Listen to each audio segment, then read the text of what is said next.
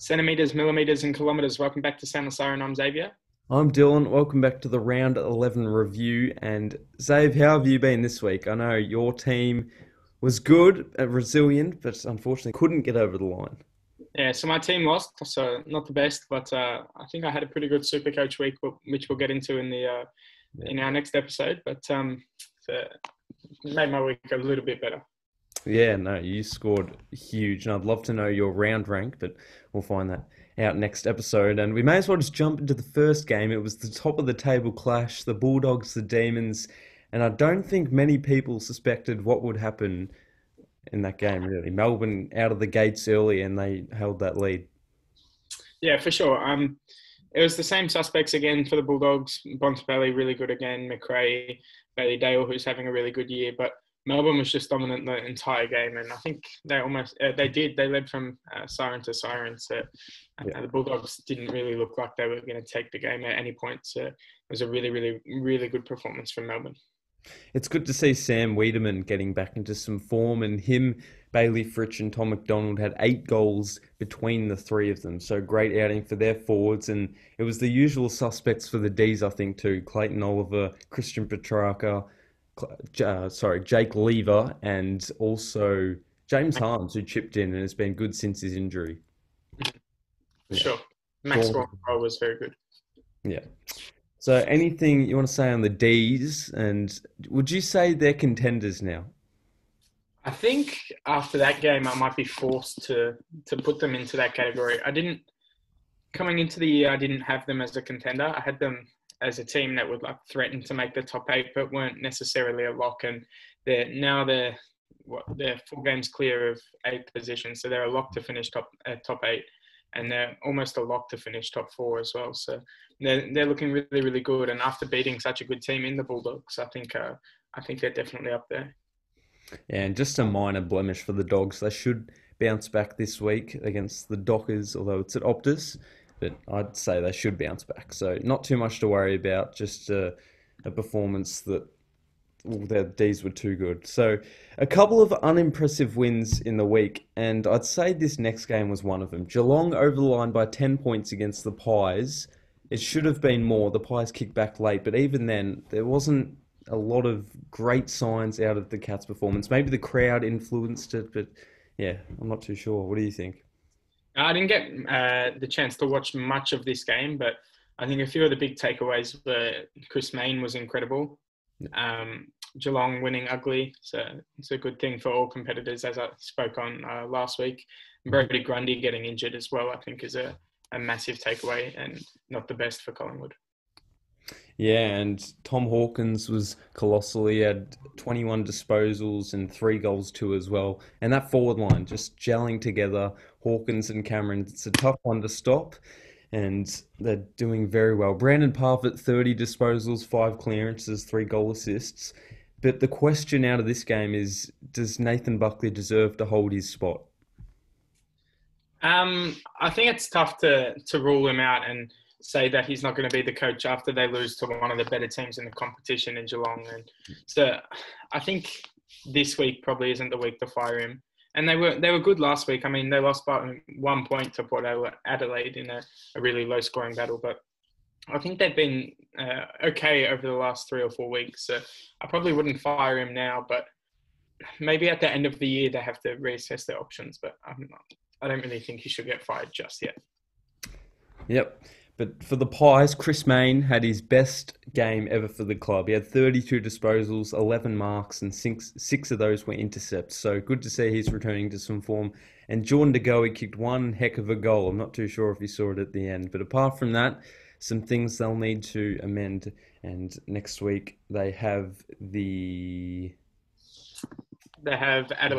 They have the Crows. So another tough game for them at Adelaide Oval. Now, the next game that we'll touch on is the Giants and the Lions, but the Lions they're on fire at the moment. 7 on the trot at the Gabba, 64-point win, almost doubled their score, and Mitch Robinson, Dane Zorko, take your pick for the 3 votes. I'd probably take Zorko if I had to pick, but it's a really incredible performance again from Brisbane.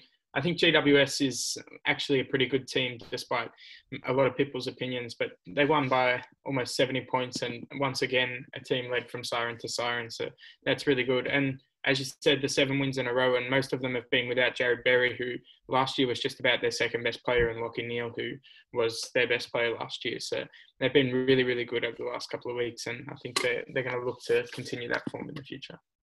Yeah, they're firing on all cylinders at the moment. And I mean, Charlie Cameron, he only kicked 1 goal, but just the work he did to set up others is understated. And he had a huge impact in that 64-point margin. So don't let the 1 goal on the scoreboard fool you.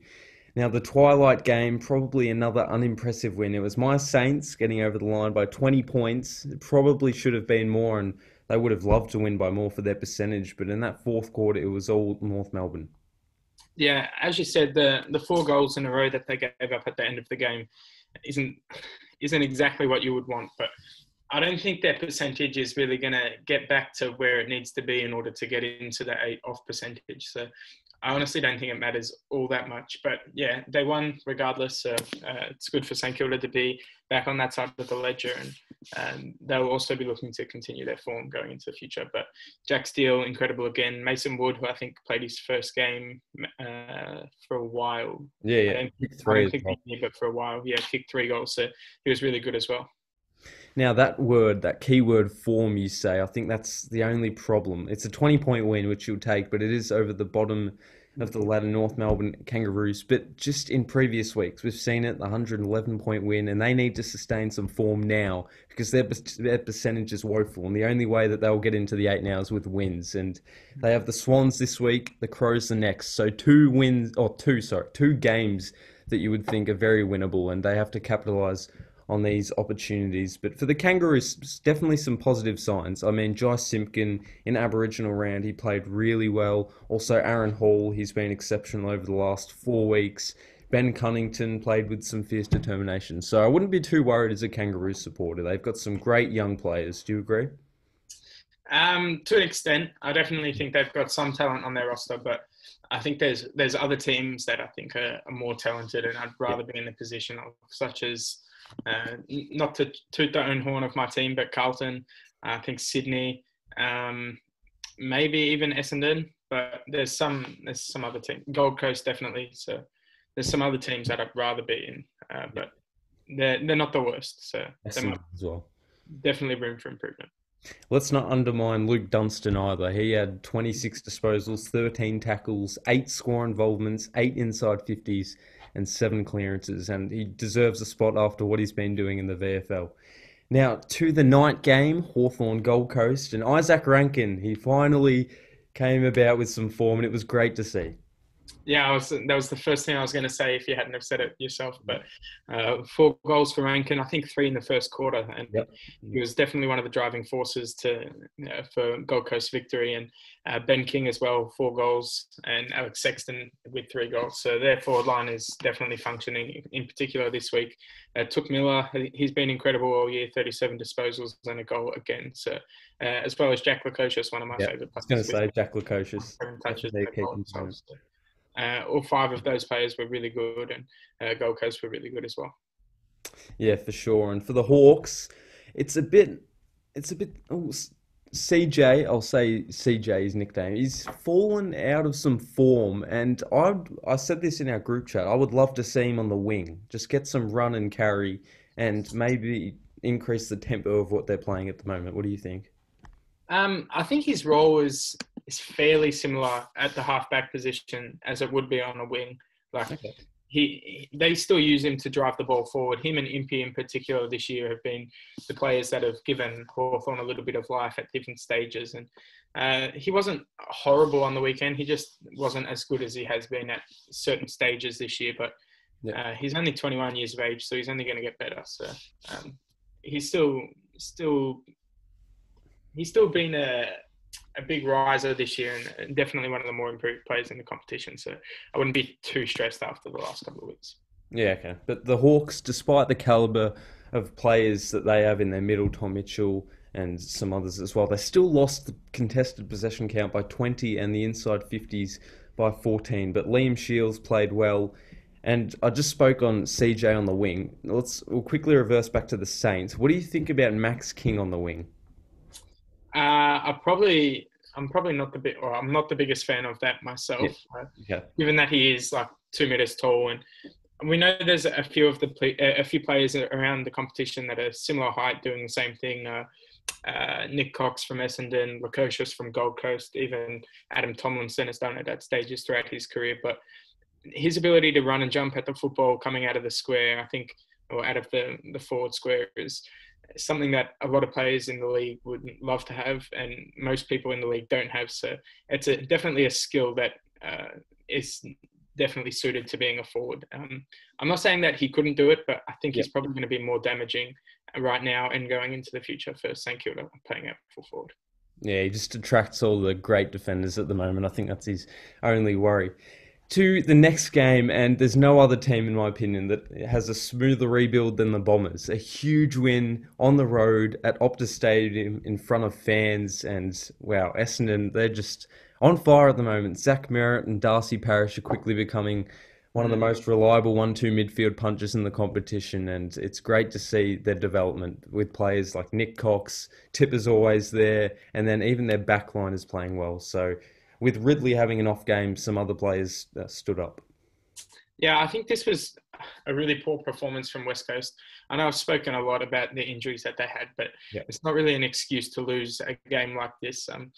I think for the first half and a bit of the football game, it was looking pretty even the whole way. But then West Coast started to really threaten to run away with the game. And I know they were up by about 25 points halfway through the third quarter, and Essendon absolutely stormed home. So it's honestly, it's not good enough from a team that wants to compete going into the future. And I think only 2 goals in a half of football. So it's not good at all. Jake Stringer, 3 second half goals and a main catalyst for that comeback. It was one of the best wins that I think Ben Rutten quoted something along the lines of he said they showed huge spirit and character. So I have to agree with that. And also Dyson Heppel, 6 intercept marks in the back line. So a huge captain stand-up performance as well. But yeah, Tim Kelly injured as well, which is a problem for the Eagles. But I do think they have some players back in the next few weeks. Correct me if I'm wrong. I think you're right. I know Elliot Yeo Yeah. played his first game for a long, long time now, definitely of this year. He was on a minutes restriction, but I think over the coming weeks that he'll ease out of that. But just on Essendon, I know there's been a fair bit of talk about them this week, and as there should be after beating a good team in West Coast. Do you think they'll play finals this year? That's a tough question, and we saw at the start of the year, we said no way. We put them at the wooden spoon contenders, so they've already exceeded expectations. I personally would say no, but they very well could be in the top 4 or 5 because they've lost 3 games within 1 goal. So they're playing very good football, and if they did make the finals, I don't think I'd even be shocked. But at the moment, I'd say they'd probably sit around 10th or 11th. Yeah, I think I agree mostly. I don't think they're going to play finals this year. No. Most of the teams above them are still better than them.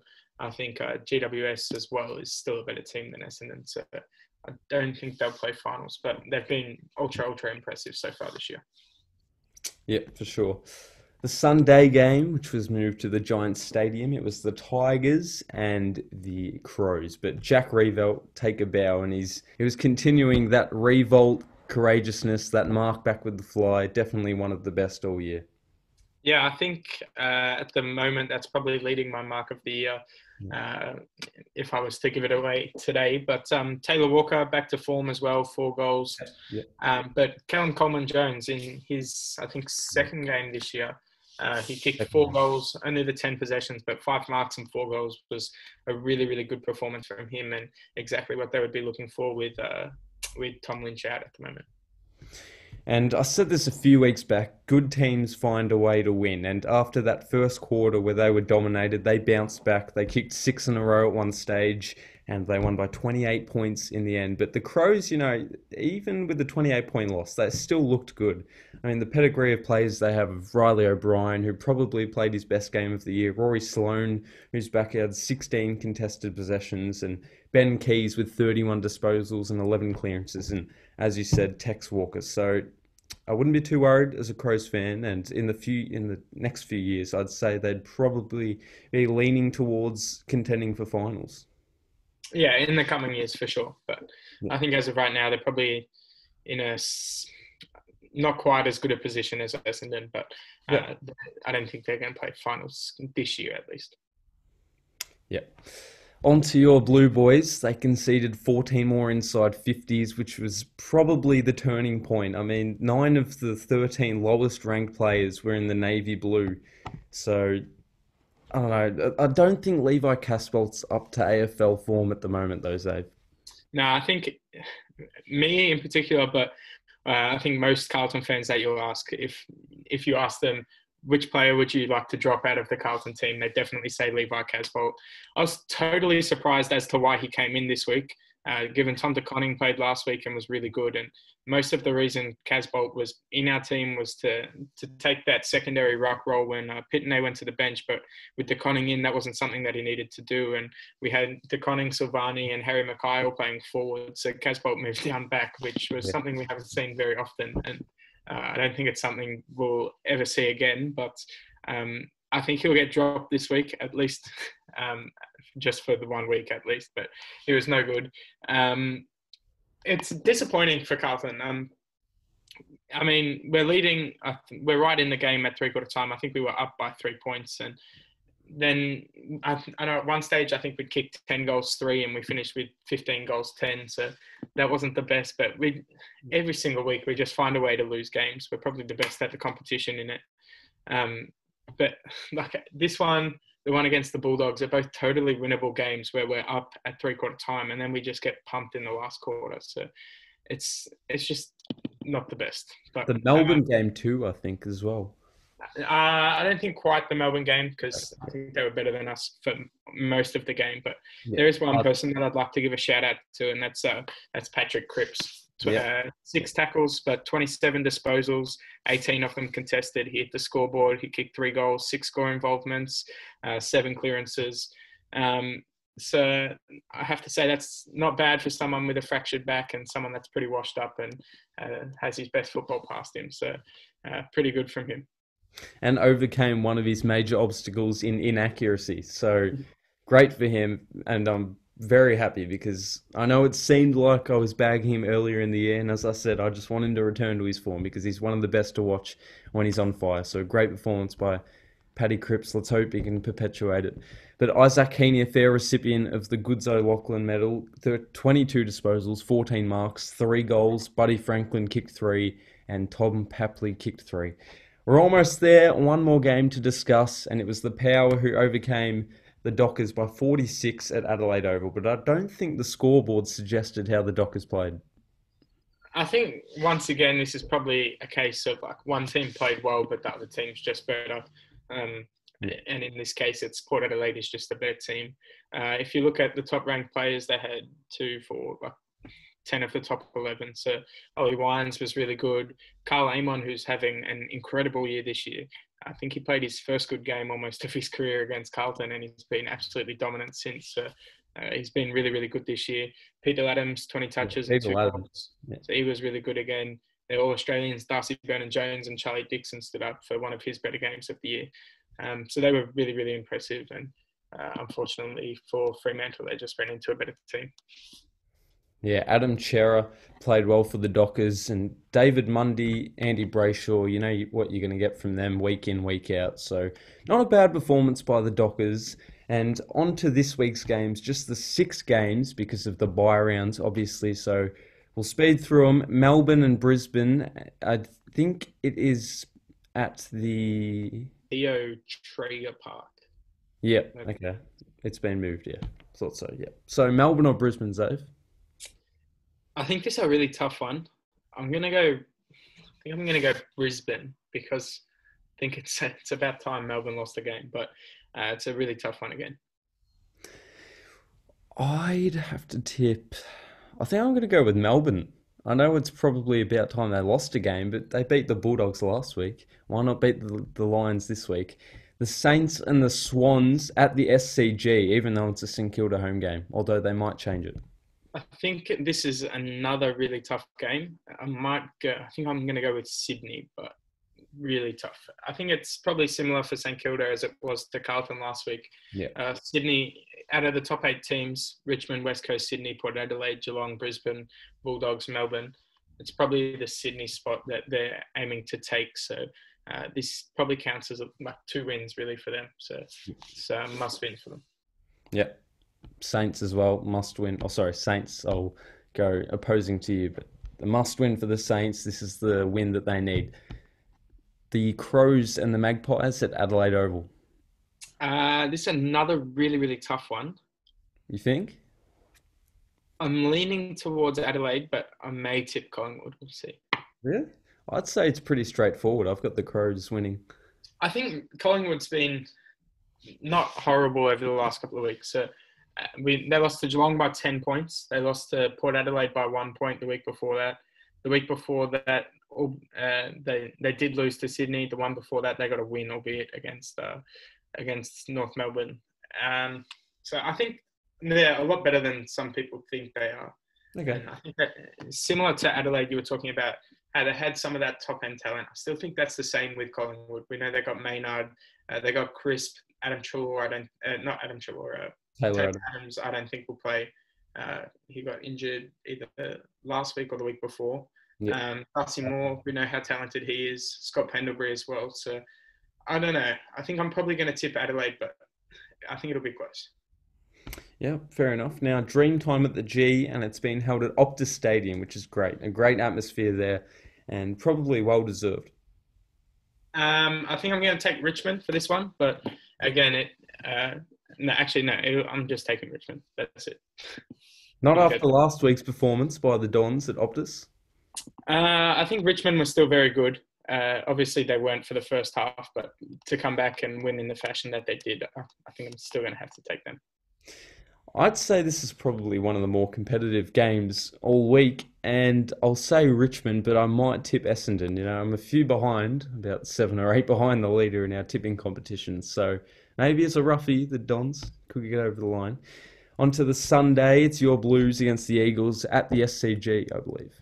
Now, I know I talk about Carlton's finals chances every single week on this show, but after losing to Sydney, that looks incredibly unlikely unless we beat some of the teams that are better than us. And I think we're getting West Coast at the perfect time after they were disappointing against Essendon and disappointing again the week before that against GWS. Playing them in Sydney, Carlton's already been there all week. West Coast has to travel. I think I'm actually leaning towards Carlton. I'll probably say West Coast just on this, but I think in my league you might see me picking Carlton. All right. Another good game, though, considering that West Coast have had their struggles on the road. In saying that, I'll tip West Coast. And the final game of the round is the Bulldogs versus the Dockers at Optus Stadium. I'm going to tip the Bulldogs for this one. Look for them to bounce back after a poor performance last week. Yep, so will I. The Bulldogs. Any other notes, Dave? Nothing else from me. All right, so that wraps it up for this week. Be sure to follow at STS.podcast, at AFL Supercoach, which is going very well at the moment. Thanks for all the support. And at Footy Beanies, you can now order your BWS beanies, which have just released today. If you do want to order them, just check out the account, and then there will be a link in the description that will allow you to order them. And they're great beanies, I must say. So in saying that, thank you for watching, and we will see you next time.